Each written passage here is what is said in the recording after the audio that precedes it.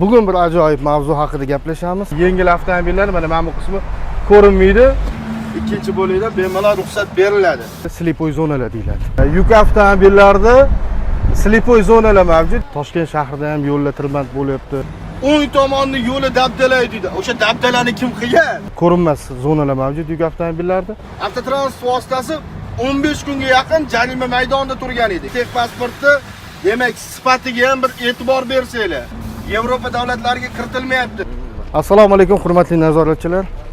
Bugun bir ajoyib mavzu haqida gaplashamiz. Ya'ni yuk avtomobillari haydovchilari tomonidan bo'lgan iltimosga binoan sizlar tilingizda slipoy zonalar deyiladi.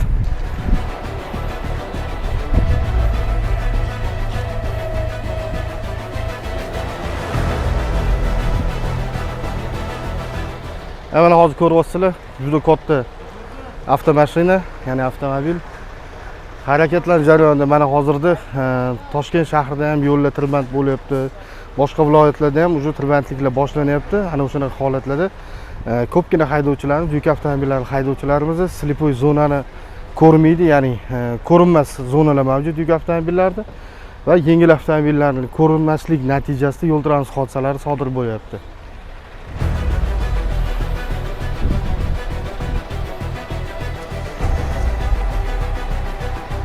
Ana shu narsani demak muhokama qilib ketamiz. Ya'ni yo'lda harakatlanish jarayonida. Men sizlarga to'g'ridan-to'g'ri demak o'zimni ko'zim bilan ko'rib aytib o'tib ketaman. Bizni kuzatishda davom eting.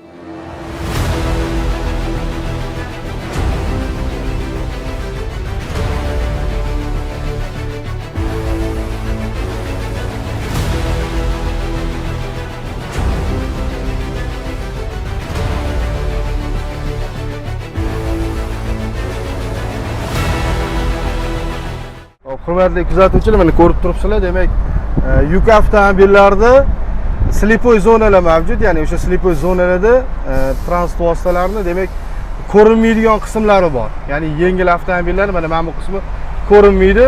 O'shaning ko'pgina haydovchilarimiz bee'tibor bo'lishadi. Bu mavzuni yoritishga harakat qilyapmiz.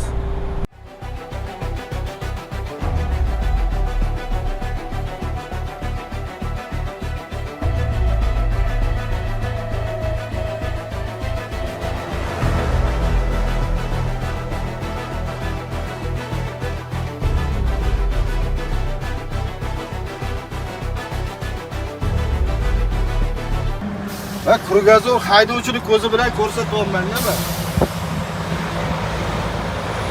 Slipoy zona bor ekan. Orqasida mashina bormi yo'qmi?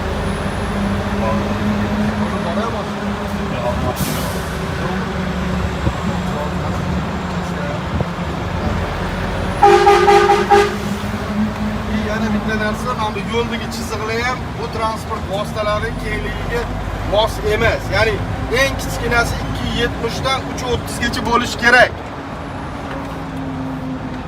Standartlarga muvofiq. Misol 270 qatda yuk avtomobillari harakatlanishi taqiqlangan yo'l qismlarida demak 270 qilinadi eniga. Hozir misol uchun men bitta orientir olish juda mushkul. Mana bunaqa yo'l chetiga avtotransport vositalarini parkovka qiladi va haydovchilarga noqulaylik tug'diradi bu. Bitta balasi zayn. Ya'ni bitta bo'li uje zaynatda mana.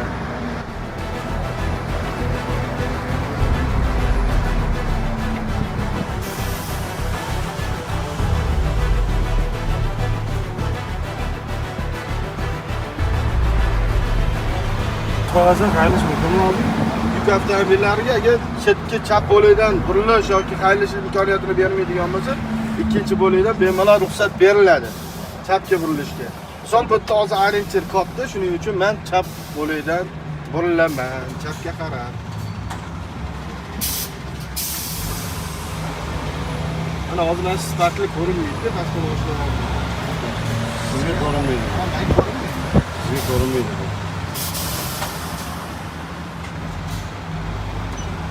Quvib o'tish qoidalariga amal qilishni o'rganish kerak. Quvib o'tish qoidalariga, yana bitta yuk avtomobillari haydovchilaridan yana bitta narsani iltimos qilamiz. Sizlardan iltimos, chetga chap bo'layda iloji boricha yurmaslikka harakat qilinglar. Endi ko'p haydovchilarimiz aytadi, o'ng tomonni yo'li dabdalay deydi. O'sha dabdalani kim qilgan? Mana bu yo'l qismlarida tuzalash kerak. Faqat negativ o'ylaydi demanglar. Bu mutalamasi hozir kirib ketadi. Mana shu buni kraskasi qalosib turadi bu narsani. majburiy kechish balasidan bu haydovchi yuradi. Bu yo'ldan boshqasi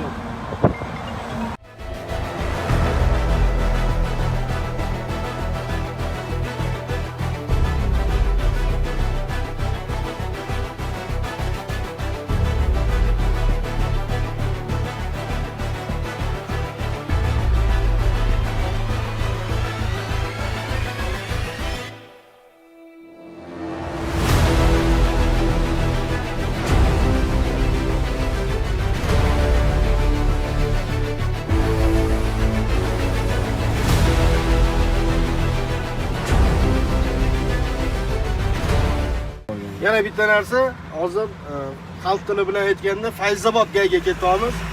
Ya'ni borishimizdan asosiy maqsad bir necha oy oldin olgan avtotransport vositasini qayd qilish guvohnomamizni yaroqsiz holatga kelgan. Ya'ni asosan bu xalqaro yuk tashishda bizga qiyinchilik tug'diryapti.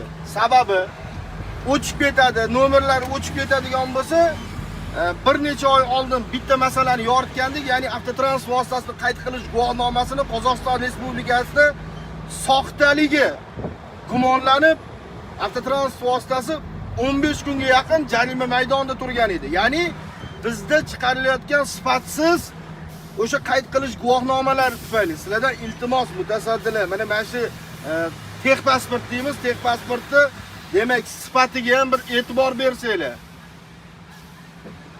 Ya'ni ko'pgina haydovchilarimiz nolyapti aynan shundan. Oldin qog'ozli varianti yaxshi bo'lgan-ku deyishyapti. O'chib ketyapti xalqaro tashishlarda. Yevropaga kirishda pasportni olmaslik deganlar hammamiz. Ya'ni Yevropa davlatlariga kirishda, ya'ni Yevropaning istalgan davlatiga kirishda o'sha texpasportini almashtirib kelgin deb boshdan tortib qo'yishyapti. Endi tasavvur qiling. Qayd qilish guvohnomasini almashtirishga transport vositasi ham so'raladi. Yevropada turgan avtomobilga qanaqa qilib qayd qilish guvohnomasi olish mumkin? Yevropa davlatlariga kiritilmayapti.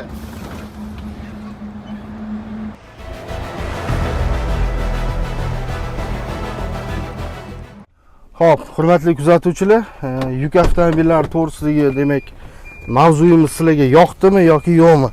Yana nimalarni yoritishimizni xohlaysizlar? Bu haqida izohlarda o'zingizni fikringizni qoldirishingiz mumkin. Sog' bo'ling, salomat bo'ling.